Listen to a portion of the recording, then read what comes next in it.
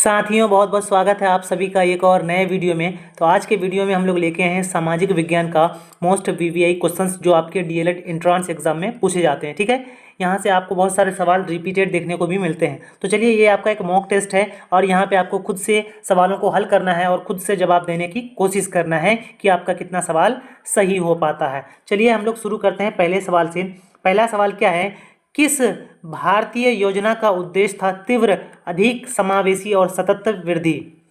तो आपको बता दें कि भारत में कुल 12 पंचवर्षीय योजनाएं चली और ये पंचवर्षीय योजनाएं योजना आयोग के द्वारा चलाई गई। किसके द्वारा? योजना आयोग के द्वारा चलाई गई।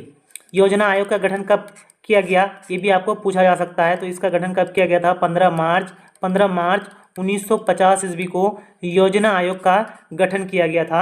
और अगर इस सवाल के सही आंसर के बारे में देखें तो हो जाएगा ऑप्शन सी हो जाएगा। 12वीं पंचवर्षीय योजना के दौरान क्या उद्देश्य था इसका कि अधिक समावेशी और तीव्र और सतत वृद्धि का इसमें लक्ष्य रखा गया था। ठीक है, और इसी 12वीं पंचवर्षीय योजना के बाद योजना आयोग को भंग करके नीति आयोग का गठन किया गया। ठीक है, चलिए आगे बढ़ते हैं।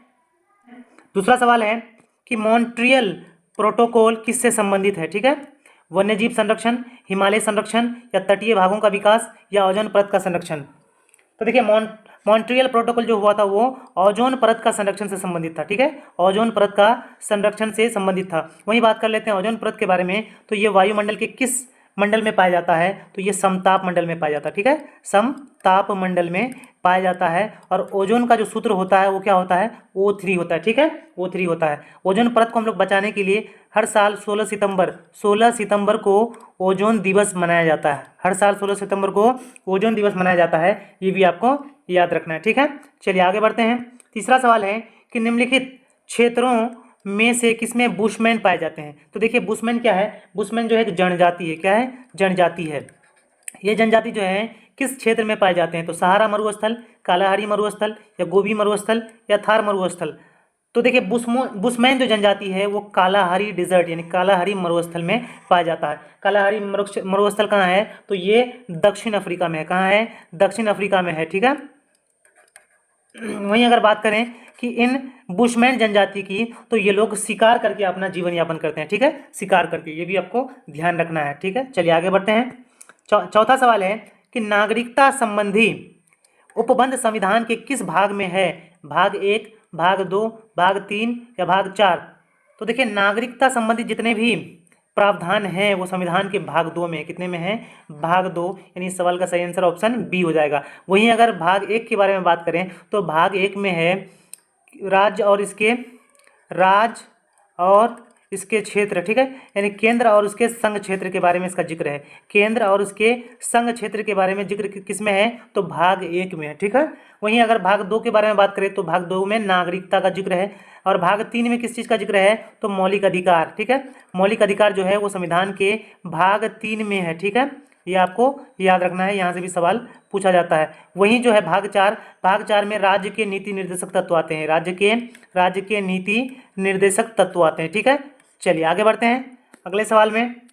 तो सवाल क्या है 5 नंबर में कि प्रसिद्ध भारत छोड़ो प्रस्ताव कब पारित हुआ। ठीक है, यानी भारत छोड़ो आंदोलन जो है इसका प्रस्ताव कब पारित हुआ। तो सबको पता है कि भारत छोड़ो आंदोलन कब हुआ था? 1942 में। लेकिन अगर इसका पूरा डेट पूछ लेगा तो क्या हो जाएगा? 8 अगस्त 1942 में। ठीक है, यानी 8 अगस्त 1942 में क्या हुआ था? भारत छोड़ो आंदोलन का प्रस्ताव पारित हुआ था। ठीक है, भारत छोड़ो जो आंदोलन है इस आंदोलन का प्रसिद्ध नारा क्या है? तो प्रसिद्ध नारा है करो या मरो। क्या है? करो या मरो है। और इस नारा को किसने दिया था? तो महात्मा गांधी ने दिया था। किसने दिया था? महात्मा गांधी ने दिया था, ये भी आपको याद रखना है। ठीक है, चलिए आगे बढ़ते हैं।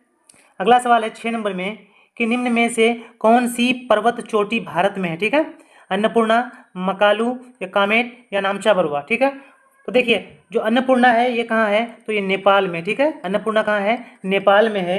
वहीं जो मकालू है, मकालू नेपाल और तिब्बत की सीमा में है। नेपाल और तिब्बत की सीमा में। ठीक है, अगला जो है कामेट। तो कामेट जो पर्वत है ये कहाँ है? तो ये है उत्तराखंड में। कहाँ है? उत्तराखंड। और किस देश में? तो भारत में, भारत के उत्तराखंड राज्य में। ठीक है, वहीं नामचा बरुआ कहाँ है? तो ये तिब्बत में स्थित है। कहाँ है? तिब्बत में स्थित है। तो इस सवाल का सही आंसर क्या हो जाएगा? ऑप्शन सी हो जाएगा। ठीक है, कामेट जो पर्वत है ये भारत में स्थित है। चलिए आगे बढ़ते हैं।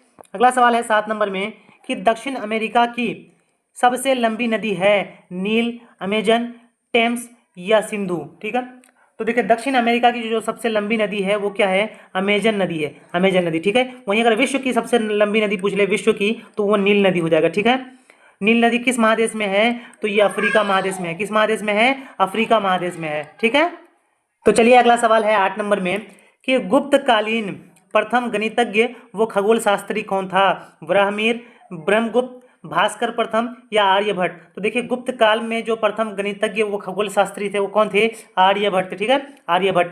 ये बिहार से थे, कहाँ से थे, बिहार से थे। और इन्होंने शून्य शून्य की खोज की और पाई की खोज की। शून्य और पाई की खोज किसने की थी, तो आर्यभट्ट ने की थी। चलिए आगे बढ़ते हैं। अगला सवाल है 9 नंबर में कि निम्न में से कौन जैनों के 23वें तीर्थंकर थे, ऋषभदेव, नेमिनाथ, पार्श्वनाथ या महावीर। ठीक है, तो चलिए बताइएगा क्या हो जाएगा। तो देखिए 23वें तीर्थंकर पूछा है तो क्या हो जाएगा, पार्श्वनाथ हो जाएगा। ठीक है, पार्श्वनाथ। वहीं अगर बात कर लें तो जैन धर्म में कुल कितने तीर्थंकर गुजरे, तो 24 तीर्थंकर गुजरे। कितने, 24 तीर्थंकर। उनमें जो सबसे प्रथम जो था वो कौन था, ऋषभदेव थे। कौन थे, ऋषभदेव जो है वो प्रथम तीर्थंकर थे जैन धर्म के। ठीक है, और वहीं अगर अंतिम तीर्थंकर के बारे में पूछ ले तो कौन हो जाएंगे, महावीर स्वामी हो जाएंगे। कौन हो जाएंगे, महावीर स्वामी जो है ये अंतिम तीर्थंकर थे जैन धर्म के। ठीक है, चलिए आगे बढ़ते हैं। अगला सवाल है 10 नंबर में कि निम्नांकित में से किसने हिंदी भाषा को भारत की राष्ट्रीय भाषा के रूप में स्वीकारा, वो पहली बार स्वराज शब्द का प्रयोग किया। ठीक है, तो देखिए इनमें से किसने भारत में जो है हिंदी भाषा को राष्ट्रीय भाषा के रूप में स्वीकारा, तो इस सवाल का सही आंसर हो जाएगा बाल गंगाधर तिलक ने। ठीक है, बाल गंगाधर तिलक ने ही स्वीकारा था और इन्होंने ही स्वराज शब्द का प्रयोग किया था। स्वराज शब्द का प्रयोग इन्होंने ही किया था। और इन्होंने क्या किया था, एक नारा दिया था क्या, कि स्वराज मेरा जन्मसिद्ध अधिकार है। स्वराज मेरा जन्मसिद्ध अधिकार है, जन्मसिद्ध अधिकार है।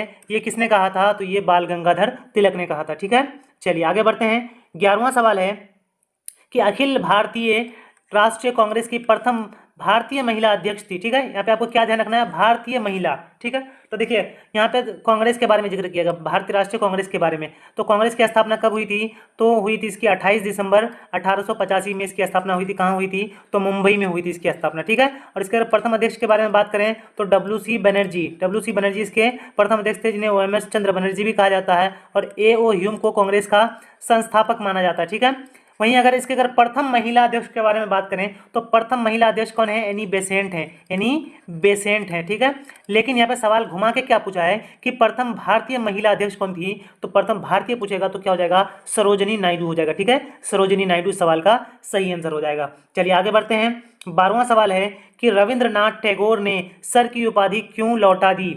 ठीक है, क्यों लौटा दिया, गांधी जी की रिहाई के लिए, जालियांवाला बाग हत्याकांड के विरोध में, खिलाफत आंदोलन के कारण या असहयोग आंदोलन के कारण। तो देखिए आप लोगों को पता होगा कि 13 अप्रैल 1919 को पंजाब के अमृतसर के जालियांवाला बाग में क्या हुआ था, तो जालियांवाला बाग हत्याकांड हुआ था। ठीक है, और इस हत्याकांड में बहुत सारे लोग मारे गए थे अंग्रेजों के द्वारा। तो इसी के निंदा में यानी इसी के विरोध में क्या किया था, रविंद्रनाथ टैगोर ने अपनी सर की उपाधि को त्याग दिया था। यानी इस सवाल का सही आंसर क्या हो जाएगा, जालियांवाला बाग हत्याकांड के विरोध में हो जाएगा। ठीक है, चलिए आगे बढ़ते हैं। 13 नंबर सवाल है कि 1937 ईस्वी में कांग्रेस मंत्रिमंडल कितने प्रांतों से बने। ठीक है, देखिए 1937 में जो पहली बार चुनाव हुआ था, प्रांतीय चुनाव, तो उनमें से कितने राज्य में या कितने प्रांत में जो है कांग्रेस का मंत्रिमंडल बना था। ठीक है, तो इस सवाल का सही आंसर क्या हो जाएगा, 7 राज्यों में बना था। 7 राज्यों में। 7 राज्यों में से कौन कौन, तो बॉम्बे, मद्रास, मध्य प्रांत, संयुक्त प्रांत, उत्तर पश्चिम सीमांत प्रांत, ठीक है, बिहार और उड़ीसा। इस तरह से 7 जो प्रांत हैं यहाँ पे कांग्रेस के मंत्रिमंडल बने थे। ठीक है, चलिए आगे बढ़ते हैं। अगला सवाल हो जाएगा 14 नंबर में कि राज्यसभा में चुनाव के लिए अपेक्षित न्यूनतम आयु क्या है, 25 वर्ष, 30 वर्ष, 32 वर्ष या 35 वर्ष। ठीक है, तो देखिए संसद के 2 अंग है, 2 सदन है, एक लोकसभा है और एक राज्यसभा है। ठीक है, तो राज्यसभा के सदस्यों का न्यूनतम आयु कितना होना चाहिए, 30 वर्ष होना चाहिए, 30 वर्ष। ठीक है, वहीं जो लोकसभा के सदस्य हैं इनका न्यूनतम आयु कितना होना चाहिए, तो लोकसभा के सदस्यों का 25 वर्ष होना चाहिए। कितना होना चाहिए, 25 वर्ष होना चाहिए। वहीं जो भारत के राष्ट्रपति बनते हैं तो उनके लिए उम्र सीमा कितना होना चाहिए, तो 35 वर्ष होना चाहिए। कितना होना चाहिए, 35 वर्ष होना चाहिए। ठीक है, चलिए आगे बढ़ते हैं। अगला सवाल है कि नीति आयोग का अध्यक्ष कौन होते हैं? राष्ट्रपति, प्रधानमंत्री, वित्त मंत्री या रिजर्व बैंक का गवर्नर? तो आपको बता दें कि योजना आयोग जो बनी थी इसके अंतर्गत 12 पंचवर्षीय योजना चली। उसके बाद योजना आयोग को भंग करके 1 जनवरी 2015 को क्या किया? तो नीति आयोग का गठन किया गया। ठीक है, और नीति आयोग के जो अध्यक्ष होते हैं वो कौन होते हैं? तो प्रधानमंत्री होते हैं। यानी सवाल का सही आंसर ऑप्शन बी हो जाएगा। ठीक है, चलिए आगे बढ़ते हैं। 16 नंबर सवाल है कि भारत में कौन सा परमाणु शक्ति स्टेशन पूरी तरह से देशज रूप से बनाया गया है? ठीक है, देखिए इससे पहले जितने भी परमाणु शक्ति केंद्र बनाए गए थे उनमें विदेशी देशों का सहायता लिया गया था, लेकिन कौन सा है जिसे स्वदेशी रूप से बनाया गया है? तो क्या हो जाएगा? कलपक्कम हो जाएगा। ठीक है, कलपक्कम को स्वदेशी रूप से बनाया गया है और ये भारत के तमिलनाडु राज्य में, कहाँ है? तमिलनाडु राज्य में है। ये भी आपको पूछा जा सकता है। ठीक है, वहीं अगर भारत का प्रथम परमाणु शक्ति स्टेशन के बारे में बात करें तो वो कौन सा हो जाएगा? तारापुर हो जाएगा। तारापुर जो है ये भारत का प्रथम परमाणु शक्ति केंद्र है और ये कहाँ है? तो ये महाराष्ट्र राज्य में, कहाँ है? महाराष्ट्र राज्य में है। वहीं जो नरोड़ा है, नरोड़ा ये उत्तर प्रदेश में, कहाँ है? उत्तर प्रदेश में है। यहाँ से भी आपको सवाल पूछा जा सकता है। ठीक है, चलिए आगे बढ़ते हैं। 17 नंबर सवाल है कि अमृतसर का प्रसिद्ध स्वर्ण मंदिर किसने बनाया? ठीक है, आप लोग अमृतसर गए हैं या नहीं गए हैं वो तो मुझे नहीं पता। अगर गए हैं तो आप लोग बताइएगा कि आप लोग स्वर्ण मंदिर देखे हैं या नहीं देखे हैं। बहुत खूबसूरत है। ठीक है, तो देखिए क्या हो जाएगा, किसने इसका निर्माण कराया था? ठीक है, तो ये हो जाएगा इस सवाल का सही आंसर गुरु अर्जुन देव हो जाएगा। ठीक है, गुरु अर्जुन देव हो जाएगा। यानी कि ये कौन थे? तो ये जो है ये सिखों के 5वें गुरु थे। कितने गुरु थे? सिखों के 5वें गुरु थे। ठीक है, गुरु अर्जुन देव, और इन्होंने ही स्वर्ण मंदिर का निर्माण कराया था। वहीं बात कर लेते हैं कि सिखों के प्रथम गुरु कौन थे? तो प्रथम गुरु थे गुरु नानक थे। कौन थे? गुरु नानक थे। ठीक है, और अगर अंतिम गुरु के बारे में बात करें कि सिखों के अंतिम गुरु जिसे 10वां गुरु भी कहा जाता है, इसमें कुल 10 ही गुरु थे, तो अंतिम गुरु और 10वां गुरु कौन थे? तो गुरु गोविंद सिंह थे। कौन थे? गुरु गोविंद सिंह थे। और ये भी सवाल पूछा जाता है कि गुरु गोविंद सिंह का जन्म कहाँ हुआ था? तो पटना में हुआ था। कहाँ हुआ था? पटना में हुआ था। चलिए आगे बढ़ते हैं। 18 नंबर सवाल है कि निम्न में से कौन सा हड़प्पा व्यापार केंद्र था? ठीक है, कालीबंगा, लोथल, सुरकोटदा या रोपड़? तो देखिए सिंधु घाटी सभ्यता यानी हड़प्पा सभ्यता का जो व्यापारिक केंद्र था वो कौन सा था? लोथल था। ठीक है, लोथल। वहीं अगर हम लोग बात करें कि हड़प्पा सभ्यता की खोज यानी इसकी खुदाई कब हुई? तो 1921 में हुई थी। कब हुई थी? हड़प्पा सभ्यता की खुदाई 1921 में हुई थी। और इसकी खुदाई किसने की थी? तो दयाराम साहनी ने करवाई थी। ठीक है, दयाराम साहनी, ये भी आपको याद रखना है। चलिए आगे बढ़ते हैं अगले सवाल में। तो अगला सवाल क्या है? कर्क रेखा नहीं गुजरती है भारत से, पाकिस्तान से, बांग्लादेश से या म्यांमार से? तो चलिए बताइएगा क्या हो जाएगा। तो देखिए कर्क रेखा जो है वो पाकिस्तान से नहीं गुजरती है। ठीक है, पाकिस्तान से नहीं गुजरती है, भारत से गुजरती है, बांग्लादेश से भी गुजरती है और म्यांमार से भी गुजरती है। अगर बात करें कि भारत के कितने राज्यों से गुजरती है तो कुल 8 राज्यों से गुजरती है। कितने राज्यों से? 8 राज्यों से गुजरती है। ठीक है, और इसके अगर राज्य को आपको याद करना है तो आपको याद रखना पड़ेगा ट्रिक, मित्र पर गमछा झाड़, मित्र पर गमछा झाड़। इससे आपको इस ट्रिक से याद रखना है कि भारत के किन किन राज्यों से गुजरती है। तो मी से हो जाएगा मिजोरम, त्रो से हो जाएगा त्रिपुरा, पो से हो जाएगा पश्चिम बंगाल, रो से हो जाएगा राजस्थान, गो से हो जाएगा गुजरात। ठीक है, और छो से हो जाएगा छत्तीसगढ़, मो से हो जाएगा मध्य प्रदेश और झाड़ से क्या हो जाएगा? झारखंड हो जाएगा। तो देखिए आपके कुल कितने राज्य हो गए? 8 राज्य हो गए। इन 8 राज्यों से कर्क रेखा गुजरती है। ठीक है, तो इस सवाल का हमारा सही आंसर अभी क्या हो जाएगा? तो ऑप्शन बी हो जाएगा कि पाकिस्तान से नहीं गुजरती है। चलिए आगे बढ़ते हैं। 20वां सवाल है कि बंगाल के विभाजन के विरुद्ध निम्नलिखित में से कौन सा आंदोलन आरंभ किया गया? ठीक है, आपको ही पता होगा कि बंगाल विभाजन कब हुआ था? 1905 में हुआ था। और ये किसने करवाया था? तो लॉर्ड कर्जन ने कराया था। किसने कराया था? लॉर्ड कर्जन के काल में बंगाल विभाजन हुआ था। तो बंगाल विभाजन के खिलाफ यानी इसके विरुद्ध कौन सा आंदोलन हुआ था? तो स्वदेशी आंदोलन हुआ था। कौन सा आंदोलन हुआ था? स्वदेशी आंदोलन हुआ था। ठीक है, और इस आंदोलन की शुरुआत कब हुई थी? तो इस आंदोलन की शुरुआत हुई थी 7 अगस्त 1905 से हुई थी स्वदेशी आंदोलन की शुरुआत। और ये कहाँ से हुई थी? तो कलकत्ता के टाउन हॉल से हुई थी। सवाल ये भी पूछा जाता है कि स्वदेशी आंदोलन का प्रमुख नारा क्या था? तो प्रमुख नारा था क्या इसका? वंदे मातरम था। क्या था? वंदे मातरम। ये भी आपको याद रखना है। ठीक है, चलिए आगे बढ़ते हैं। अगले सवाल में 21 नंबर सवाल है कि निम्नलिखित भारत के राज्यों में से कौन सा पेड़ों की जड़ों से बने पुलों के लिए प्रसिद्ध है? ठीक है, अरुणाचल प्रदेश, त्रिपुरा, मेघालय या मणिपुर? तो देखिए हमारे उत्तरी पूर्वी राज्य यानी कि मेघालय, यहाँ पे बहुत ज़्यादा बारिश होती है और बारिश के कारण जो बने पुल होते हैं, यानी कि जो लोहे से या अन्य चीज़ों से जो बने पुल होते हैं वो बारिश के कारण ढह जाते हैं। तो क्या हो जाएगा, फिलहाल इस सवाल का सही आंसर क्या हो जाएगा, तो मेघालय हो जाएगा, यानी ऑप्शन सी हो जाएगा। ठीक है, चलिए आगे बढ़ते हैं। अगला सवाल क्या है 22 नंबर में कि कांग्रेस के कौन से उदारवादी नेता ब्रिटिश हाउस ऑफ कॉमन्स के सदस्य रह चुके हैं। ठीक है, ब्रिटिश हाउस ऑफ कॉमन, यानी ब्रिटिश हाउस ऑफ कॉमन क्या है, तो ब्रिटेन का संसद को हाउस ऑफ कॉमन कहा जाता है। ठीक है, तो इनके सदस्य कौन रह चुके हैं, लाला लाजपत राय, गोपाल कृष्ण गोखले, दादा भाई नौरोजी या सुरेंद्र नाथ बनर्जी। ठीक है, तो देखिए कौन हो जाएगा, दादा भाई नौरोजी हो जाएगा, यानी यही जो है क्या थे, तो ब्रिटिश हाउस ऑफ कॉमन के सदस्य रहे थे दादा भाई नौरोजी। और इन्हें भारत का वृद्ध व्यक्ति भी कहा जाता है, भारत का महान वृद्ध व्यक्ति, महान वृद्ध व्यक्ति कहा जाता है। किसको, तो दादा भाई नौरोजी को कहा जाता है। ठीक है, चलिए आगे बढ़ते हैं।